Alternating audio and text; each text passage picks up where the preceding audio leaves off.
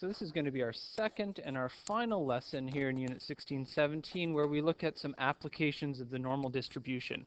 And what you want to be able to do by the end of this is to calculate z-scores, and we're going to learn what z-scores are as we go along, and use them to solve problems involving the normal distribution and percentiles, basically probabilities arising from the normal distribution.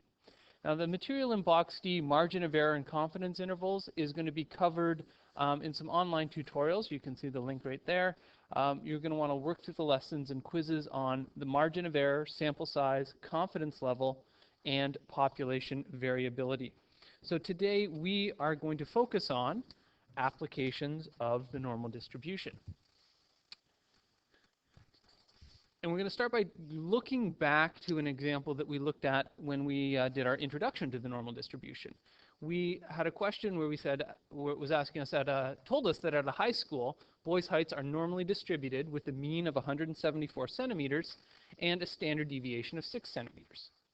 Then it asked us, if there are 800 boys at the school, how many will be over 180 centimeters tall?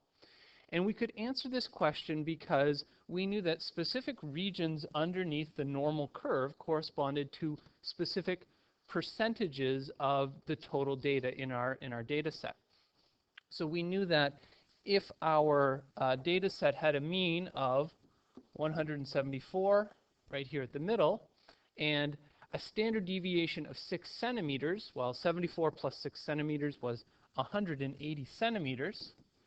So one standard deviation above the mean was 180 centimeters tall.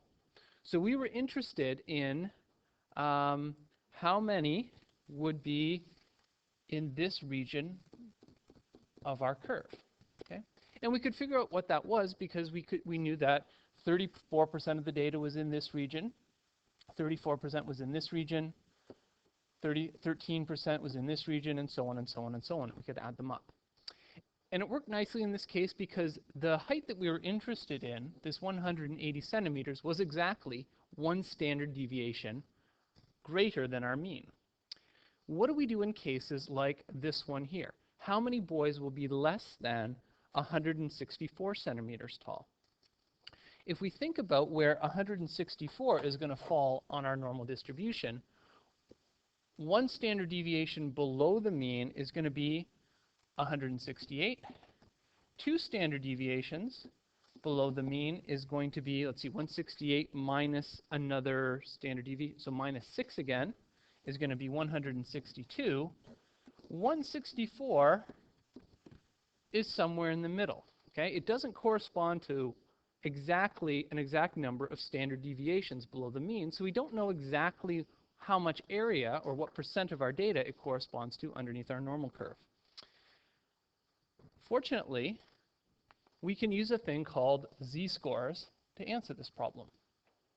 And what z-scores do, they're also called standard scores, is they provide a more precise way of measuring or specifying the area underneath this normal curve.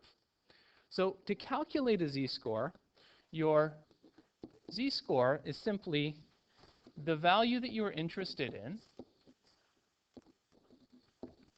minus your mean divided by your standard deviation. So basically what the z, and we take the absolute value to make it positive. So what a z-score represents is how many standard deviations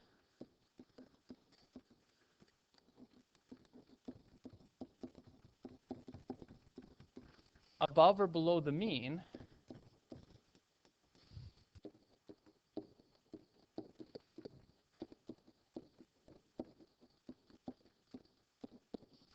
this particular value is.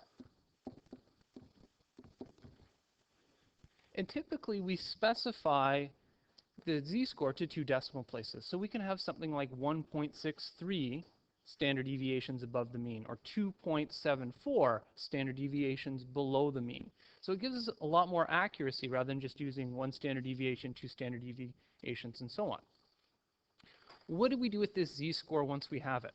Well, what you have on the back of your formula sheet is a big table that lists a bunch of z-scores And for each z-score, it gives the corresponding area underneath the curve.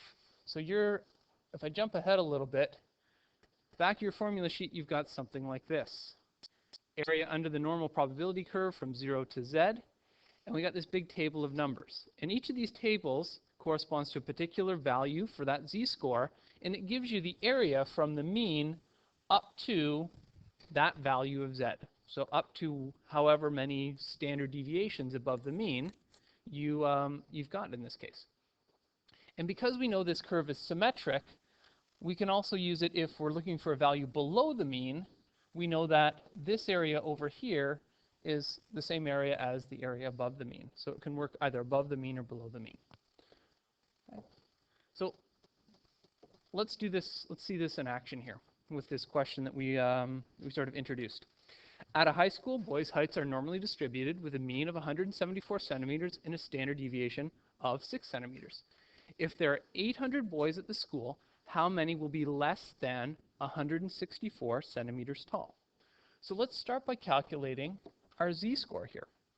Our z-score is going to be the absolute value of the value minus the mean divided by the standard deviation. So the value that we're interested in here is 164 centimeters. Our mean is 174 centimeters. We'll still put this in the absolute value times here, and our standard deviation is 6. So we punch this into our calculator. 164 minus 174 gives us negative 10 divided by 6. We make this positive for absolute value, so we get 10 divided by 6. And then we work this out as a decimal, rounding off to 2 decimal places. So our z-score is 1.67, and we have to keep in mind always whether this is below the mean or above the mean.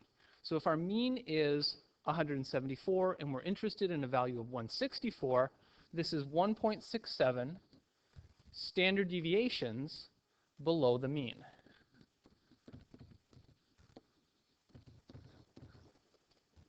Is our z-score. So how does this translate into what we're looking for in terms of areas under the normal curve? Well, in our normal distribution, which always looks exactly the same, we know that our mean is here at 174. The value that we want is down over here, okay? 1.67 sigma below the mean. We are interested in how many are less than that value. So we want the area in the tail. So from the tail of our normal curve up to this value of 164. This is the area that we want to find out. Now, the area that we can calculate using our table is the area from the mean to this value of z. So we can find this red area here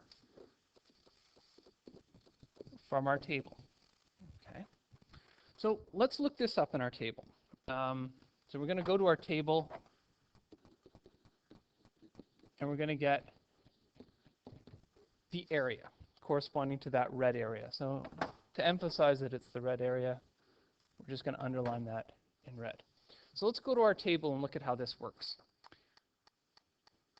The z-scores, the first 2 numbers in our z-score are given in the column down the side. So if we want 1.67, we're going to go down until we get to 1.6, which is right here. Okay. The second decimal place is listed across the top. So if we want 1.67, we go 1.6 and then across the top to 7. And then we're going to come down this column and across this row and get the value right here at the intersection. Okay. So 1.67 corresponds to an area of 0.4525. So that's the number that we want back here, 0.4525. Okay. Now, how do we translate that area into what we want in terms of the answer for our question? Well, we know that this red area here is 0.425. We want the blue shaded area in the tail, but we know that from our mean down all the way to 0 is half of our data, or 50%. So the area that we want, and I'll just say want because it's the area that we want, is going to be half of our data, 0.5, minus that red area, 0.4525. We do that calculation and we get 0.0475. Okay? So what this means is that that blue area under our normal curve has about 4.75% of the data, okay? Which makes sense because it's just that little area right underneath that tail of our distribution, where very small percentage of our data is. Okay? So what are they asking us in the question? Well, let's go back. We want the number that are going to be less than 164. So we want to take this decimal and turn it into a number of people, or a number of boys in this case. So we take our percent, put it as a decimal, 0.0475, multiply by the total number, 800, and we get 38. So we can sum this all up. Therefore, 38 boys are less than 164 centimeters.